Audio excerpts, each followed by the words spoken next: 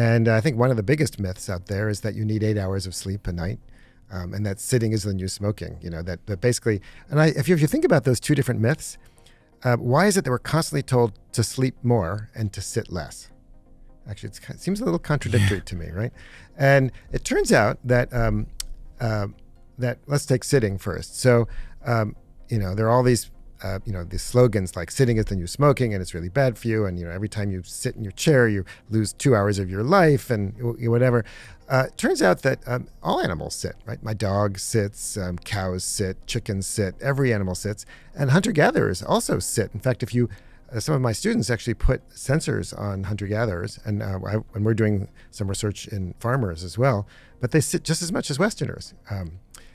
So sitting there's nothing special about being about today's life. It's sitting. It's that we sit all day long and don't do anything when we're not sitting, right? So if you and furthermore, the big difference is not so much how much we sit, but how we sit. So it turns out that people who, if you get up every once in a while, right, interrupted sitting is actually much more healthy than non-interrupted sitting for the same amount of time. So in other words, two people might, in the West, people sit for an average about 40 minutes at about, whereas hunter-gatherers, for example, or farmers in Africa where we work, get up every about 10, 15 minutes. And when you do that, you actually, it's like turning on the engine of your car. You don't drive it around the block. You're turning on all kinds of cellular mechanisms. You lower blood sugar levels. You all kinds of genes get activated. And it turns out that is by far the most important way to sit. So just get up every once in a while. Just pee frequently, make a cup of tea, pet your dog, whatever. Thinking when I'm on planes and I've got a long flight. Yeah, I always sit in the aisle, right? So I can get up a lot, always. And what about sleep then? So sleep is another interesting one. So this idea that that you need 8 hours of sleep has been around for a long time. It's been around basically since the Industrial Revolution. But if you actually, so colleagues in my field, so in evolutionary medicine, have put sensors on people who don't have all the things that we're told have destroyed sleep. So think about it. We're told that TV and lights and our phones and all these things are preventing us from sleeping. Edison destroyed sleep, right?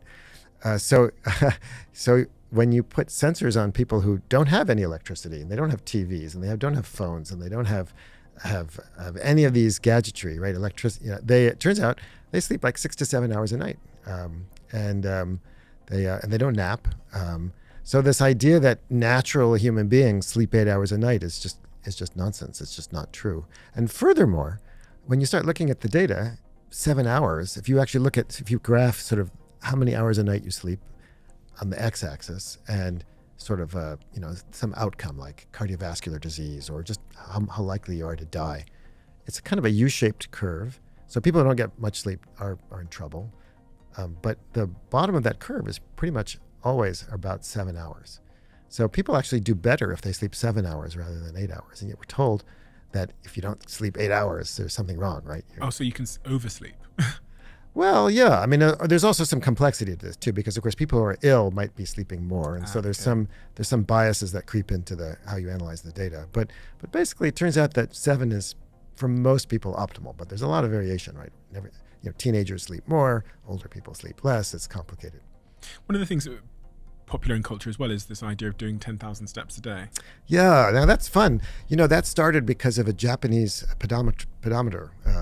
But right before the Olympics were in Tokyo in the 60s, they had invented the pedometer, and they were sitting in a boardroom and they were discussing what to call the pedometer, and they picked out of the blue 10,000 steps because that's apparently an auspicious number, and it sounded about right. There was no science behind it. Interestingly, it turns out it's pretty good.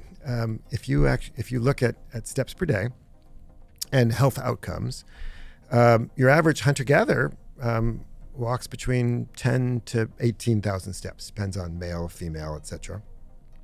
And if you look at steps per day and outcomes, about around 7 to 8,000 steps, the curve kind of bottoms out. Right? There doesn't seem to be a huge advantage to taking more than that per day in terms of large epidemiological studies. So it turns out to be not that bad a goal, but it's not a perfect number like a lot of things, right? It's just it's a reasonable goal to shoot for. When you when you started writing this book about exercise and running and all these subject matters, was there any instant changes or any real lasting changes that you implemented into your own life from everything you'd learnt? I think about that all the time with this podcast. I'll have a guest on, I'll have these mini eureka moments, and then something will stick. So I'm wondering, having studied all of these people all around the world and looked at their bodies and exercise and physical exertion, what have you taken into your own life that has stuck? I would say that I've become more serious about doing some strength training. I've always loved walking and running and, endurance kinds of activities. And I've always sort of hated doing weights. I just don't like it. And I'm a wimp, I'm not a very strong person. And, people tend to do what they like, right? You get reinforcement from it. And the more I study the importance of resistance training and the more I study the importance of doing weights, especially as you age, the more I started kicking myself for being lazy about that. So now I try to do good 2 strength workouts out of every week at least, and take it more seriously, because especially as you age, loss of muscle mass can be really debilitating. There's the technical term for that is sarcopenia. Sarco is the Greek word for muscle, and penia is loss, so muscle loss. So as people get older, they tend to lose muscle, and when you do that, you become frail and you lose functional capacity, and then that starts off a vicious cycle, right? Once that happens, then you're less likely to be physically active, and then of course when you're less physically active, your muscles begin to waste away more, and it's very debilitating. And so I think as we get older, and I'm getting older, it's more and more important, to kind of incorporate that. So I think that's the one thing that I've taken to heart. Yeah, from what you said there, it sounds like not doing resistance training, not lifting weights as you age, almost accelerates aging in any sort of superficial sense, but also in a physiological sense, you're increasing the speed of aging. Yeah, I'm not sure if I'd think about it that way, but I think I'd kind of reverse it slightly, which is that, aging is just the clock ticking on, right? Mm-hmm. There's nothing we can do about age, but senescence is the way our bodies degrade as we get older. And what physical activity does, actually maybe the most important thing about physical activity, is that it slows senescence, especially for certain organs and systems. And there are different kinds of physical activities. So there's endurance physical activities, like running, walking, etc., swimming, and then strength or resistance physical activities. And they have different kinds of ways in which they slow various properties of senescence, which we, colloquially call aging. And all of them are important. And I think one of the things that's really interesting about humans, in fact, I think it may be the most important thing about this book, and you asked about myths earlier, the most important myth, I think, by far, is this idea that as you get older, it's normal to be less active. And that is just not true. We evolved to be grandparents. We evolved to live. One of the things that's most interesting about humans, maybe, is that we evolved to live about 20 years or so after we stop reproducing. No other animal does that except orcas, maybe killer whales. But with the exception of killer whales, humans have this really weird life history. We evolved to be grandparents. But grandparents in the old days weren't, retiring to Florida, or I don't know what they do in England or whatever, go to Mallorca or whatever, and kick up their heels and play golf or whatever with carts. Grandparents in the olden days, right, or in many cultures still today, are working, right? They're working in the fields, they're hunting, they're gathering, they're getting food for their children and their grandchildren, they're helping with childcare. And that physical activity is, that's what their job is, to be physically active. But in turn, that physical activity turns on an amazing suite of physiological processes that counter aging. It turns on repair and maintenance processes that not only keep our muscles strong, but also keep our DNA from accruing mutations, keep our mitochondria numbers high, keep the cells in our brain from accumulating gunk, so that prevents Alzheimer's and other forms of dementia. I mean, for every system of the body, physical activity has benefits that slow the aging process. And so when you stop doing it, you accelerate, and that's the way in which you perceive it as accelerating aging. But really, it's the absence of physical activity which lets aging run amok. In your first book in 2013, The Story of the Human Body, in chapter 12, you said, you used this phrase, use it or lose it, basically. We evolved to use or lose our bodies. And I was sat with someone recently, and I was trying to figure out why it appears that when people retire, or the other instance I've seen is when their elderly partner passes away, it appears as if they don't live much longer. Yeah. It's kind of like kind of folklore or something, that once you retire, your days are kind of numbered. Yeah. Yeah. And I was trying to figure out the evolutionary reason for that, but it sounds like it's kind of what you've explained there. Well, I mean, I think part of that is depression, right? When you lose a partner, I mean, grief and depression, your cortisol levels go up, your immune system goes down. I mean, it's really tough on your body. I mean, psychosocial stress plays a serious physiological toll. But also, as you just pointed out, when people retire, they become less active, and that loss of activity has enormous effects on every aspect of our body. I mean, and our minds. I mean, physical activity is important not just for physical health, but also vital for mental health. And I think a lot of the problems that a lot of mental health issues we have today, depression, anxiety, some of them, to some extent, we can attribute that to less physical activity. And as people age, becoming less physically active, again, makes them much more vulnerable to a wide suite of diseases. So would you say we shouldn't retire? Or if you do retire, I mean, retiring is, again, another modern weird thing, right? Nobody retired in the past. I mean, if you're a farmer, it's like a subsistence farmer, and name it, any place, right? It's not like suddenly you hit 65 and all of a sudden you no longer have to work in the fields. You work in the fields until you're dead, right? And hunter-gatherers don't retire. They continue to be physically active until they die, right? Or until they get too sick. So it's a very modern Western concept, and yes, we do pay a price for it. But you, of course, can replace, work that you do with challenging, rewarding, fun things to do. The important thing is just not to stop being physically active. One of my favorite studies ever published, without a doubt, is a study done by a guy named Ralph Paffenbarger. He realized that places like Harvard are fantastic for studying aging, because Harvard, like other private universities, never lets go of their alumni. So until the day you die, they're asking you for money on a regular basis. and so he got the Alumni Association, the Harvard Development Office, to let him follow a series of Harvard alumni from several years and can keep asking them questions about their physical activity levels and also their diet and whether they smoked and stuff like that. And then he tracked them for 25, 30 years.